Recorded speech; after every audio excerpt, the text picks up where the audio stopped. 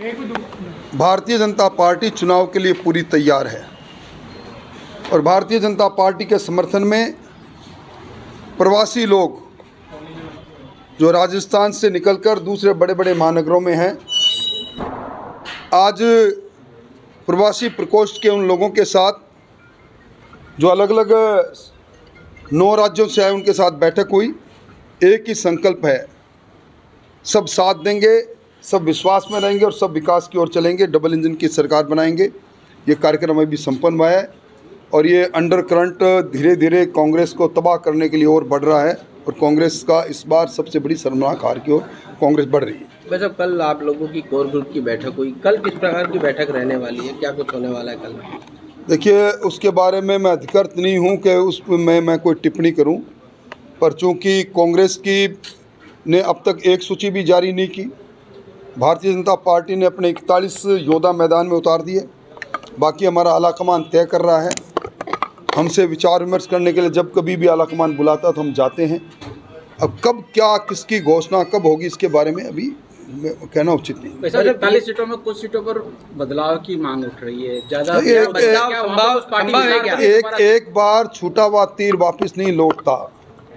Bharatiya Janata party उन पार्टियों में नहीं है जो उच्च स्तर पर किए हुए निर्णय पर कोई बात करें। इसलिए मैं समझता हूँ जो कुछ निर्णय करना हमारे आलाकमान को करना, पर अभी तक बदलने के लिए कहीं किसी प्रकार का कोई इंडिकेशन नहीं। वैसे वो जाहिदा खान के घर के बाहर जो नोटों के वो रेपर मिले हैं उसको लेकर के देखिए, अभी जानकारी में आया, मीडिया से भी जानकारी में आया, ये सिद्ध हो रहा है कि काला धन कहाँ से कहाँ पहुँच रहा है। सरकार इसको इसके बारे में जवाब देना चाहिए। जहाँ कई किलो नोटों के रेपर मिल जाए, इसका मतलब कितना बड़ा काला धन होगा।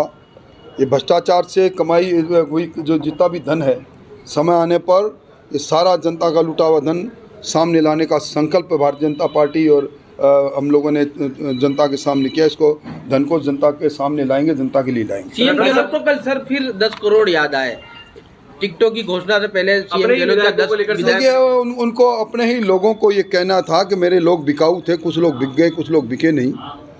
ये जो जिस प्रकार का दंश वो जारी करते हैं अपनी बातों के माध्यम से, ये अंतर्विरोध इस सरकार की पैदाइश के साथ प्रारंभ हुआ था और ये किस्सा कुर्सी का अपराक्षेप इसलिए हो गया कि चुनाव वापस आ गए और किस्सा कुर्सी का इस फिल्म में फ्लॉप हीरो बनकर जब नतीजा आ जाएंगे तो गहलोत साहब उभरेंगे। गणपति प्लाजा के लॉकर नोट उगल रहे हैं। गणपति प्लाजा की बात हो, चाहे 16.5 किलो सोना मिलने की बात हो, चाहे सचिवालय में नोट और सोना मिलने की बात हो, भ्रष्टाचार की भट्टी में राजस्थान लगातार जला है और इस सरकार की जो भ्रष्टाचार का जो खेल रहा उसकी आंच अब तक आ रही है, आचार संहिता लगने के बाद भी आ रही है। इससे बड़ा दुर्भाग्य कुछ हो नहीं सकता। सब एक सवाल हो, अभी जिस तरीके आप देख रहे हैं, एक सप्ताह पहले जो विरोध था वो आज नहीं है, समझाइश होगी, सब हम एक साथ हैं। राजपाल सिंह जी के समर्थक हैं, वो रात को राज्यवर्धन जी को भी झंडे दिखा रहे हैं काले। मैं समझता हूं कि भारतीय जनता पार्टी का कोई कार्यकर्ता जो पंचनिष्ठाओं से जुड़ा, एक मिशन के साथ जुड़ा, इस प्रकार का काम नहीं कर सकता। यदा कदा एक कार्यकर्ता की आड़ में कांग्रेस के लोग इस प्रकार का वातावरण बनाने की कोशिश कर रहे हैं, जिसमें वो कामयाब नहीं हों।